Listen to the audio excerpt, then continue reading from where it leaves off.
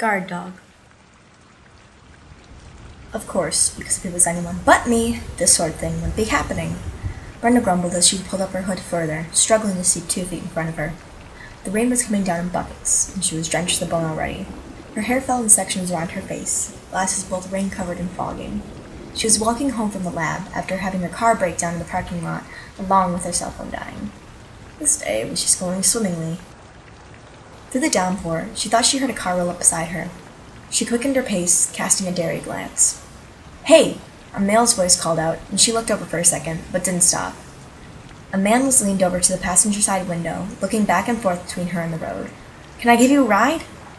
"I'm fine, thanks," Brenda called, trying to walk faster without running. The man in the car only sped up, obviously determined.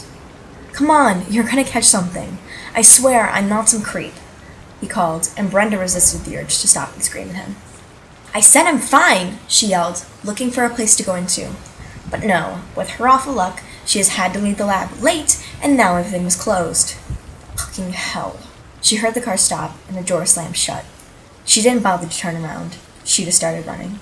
"Wait!" the man shouted, but she just kept going, right into the middle of the street. A pair of lights blinded her a moment before the sound of a car honking brought her to her senses. She couldn't move, but something made her.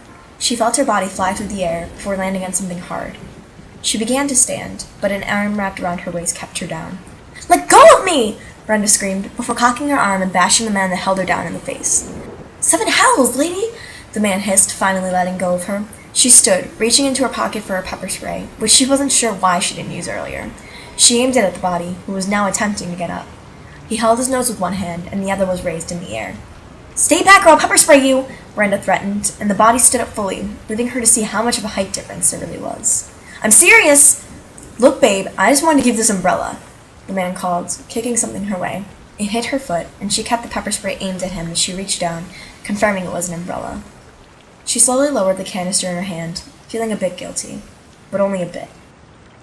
"Thanks," she said, picking it up and opening it. The rain no longer blurred her vision, and she felt better. She could finally see his face, and it was now she noticed how cute he was. Dark hair, light eyes, strong jaw. It was like something straight off a romance novel cover. "No problem," the man said, as he turned around and began to walk back to where he came from. "Wait! How will I get this back to you?" Brenda asked, watching the man shrug. "You won't, I guess. I can't just take it." What's your name?" she asked, and she thought he heard him laugh. "It's Grayson." He began to walk away again, but she gave chase. "Grayson what? I kinda need a last name here." "No, trust me." He turned around, his teeth seeming to glow white, his eyes shining red in the strange lighting from the neon of one of the nearby cigarette signs.